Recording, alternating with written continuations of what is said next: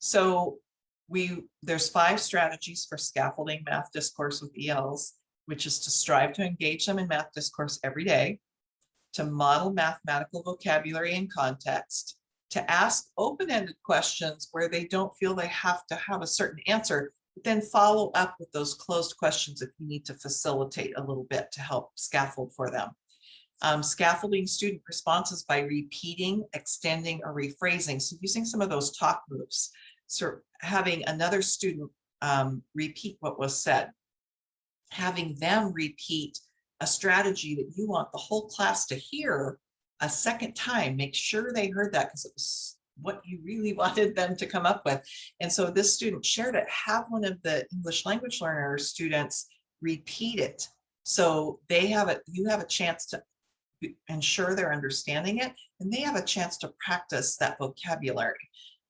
Having them build onto others, rephrasing it in their own words. Those are talk moves that can really be helpful also. So structure is the third thing. I know it has a number 2 there, sorry.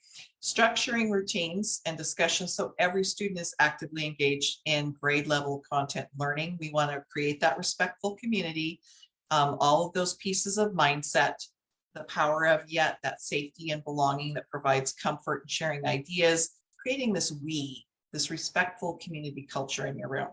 Establishing norms and expectations and teaching them explicitly and modeling them that we're going to accept and respect everyone's ideas and how we take turns and how we can all participate. Creating that structure. Here's a couple ideas. I loved this one.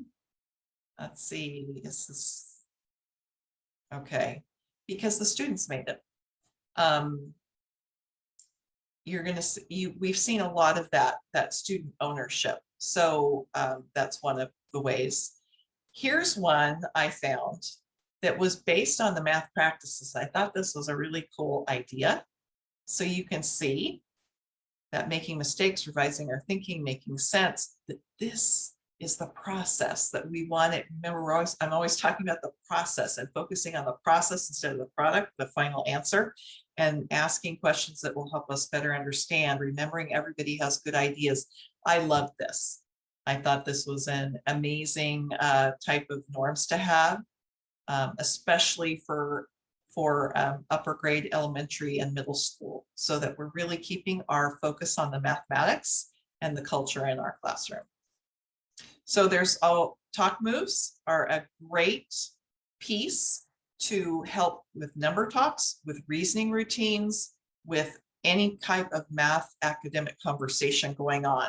So there is a book called Talk Moves, and there's lots of videos out there about talk moves.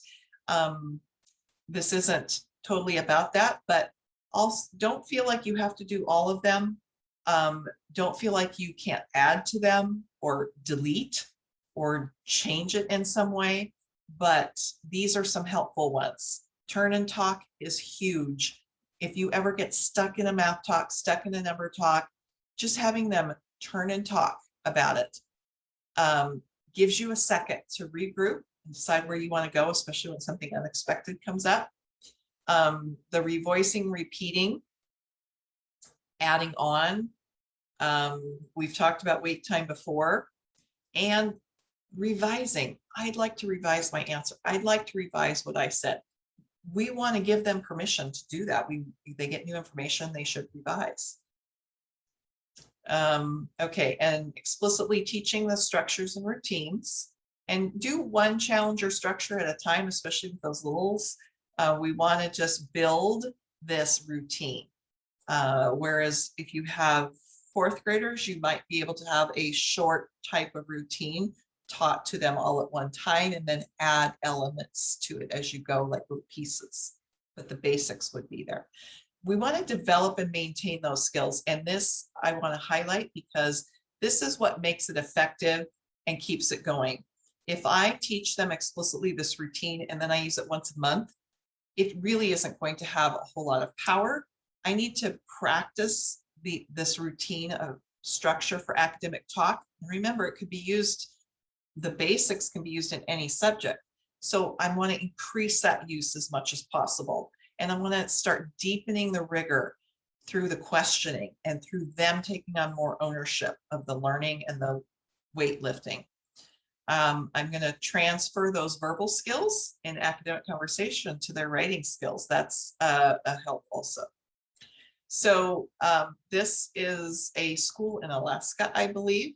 It's about students gaining success and making meaning from clear, explicit models and support. You're going to see a lot of pieces that I've talked to you about, visual representations, explicit teaching. So wanting to hear a different teacher's perspective and not mine. So I chose this one for you because he does a really great job of explaining how he makes it work for him.